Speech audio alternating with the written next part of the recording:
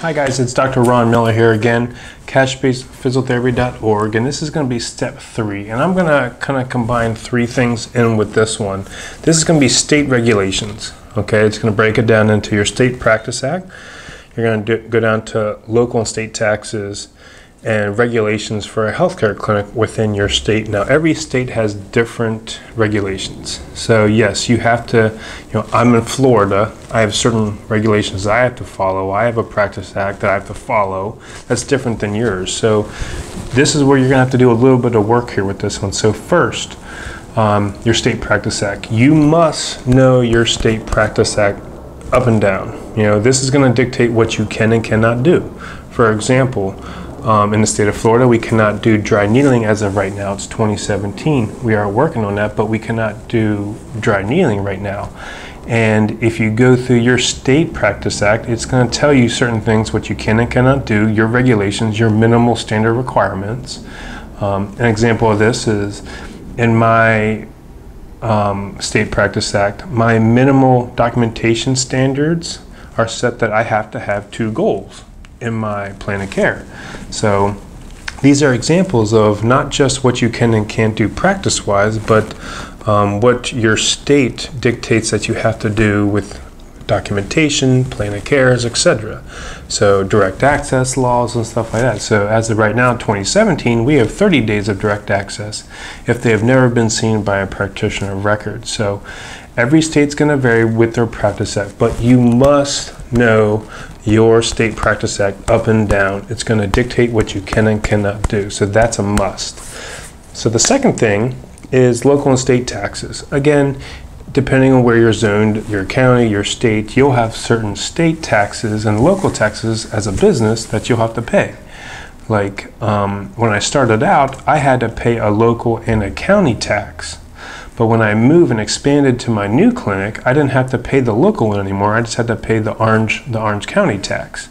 So wherever your clinic is going to be located, you'll have to pay certain business and local and county and state taxes. And you can get in touch with your state organization, mine's the FPTA, and ask them questions, or at least they'll put you in touch with the right person to answer these questions for you. If I open my clinic here, what taxes will I have to pay? And they'll guide you to that right person where they'll be able to answer your questions for you.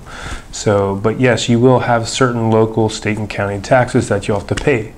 The third thing is going to be state regulations as a healthcare clinic. Now, when I started out, I was in a fertility center building, so all of the OSHA standards and everything to be able to practice medicine or physiotherapy in there has been met and cleared, and they took care of the regulations on that for me. But when I went out and branched into my own thing, I had to have the fire marshal come, and I had to meet certain local regulations regarding a fire extinguisher, having a fire exit on this door, what's the maximum capacity of people I can have in my building. And then there's different healthcare regulation guidelines, just owning a small business versus practicing healthcare in your building. And these people will come and examine and kind of give you a checklist on what you have to do. You make it happen, then they'll check you off and say, okay, you're okay to practice physiotherapy here. So given your county and state, you'll have to contact your state healthcare departments to say, hey, what do I need to do in order to open up a physiotherapy practice in this building?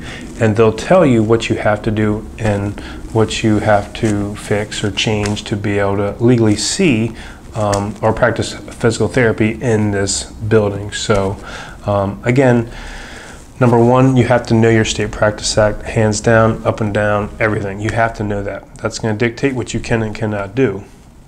Paying state and local taxes, again, contact your state departments. They'll be able to tell you what taxes, local, county, and state you have to pay, or any kind of regulations that you'll have to meet to be able to practice physiotherapy in a certain building.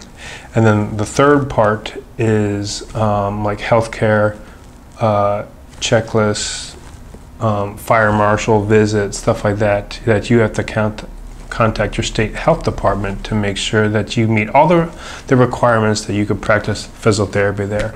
And again, I'm sure that someone in your professional state organization will be able to help guide you into contacting the right person and asking the right questions. So this is kind of a drier material. It's not so fun, and but this is stuff that you have to do if you're going to open up a physical therapy practice. So let me know if you have any questions. Let me know if I can help at all.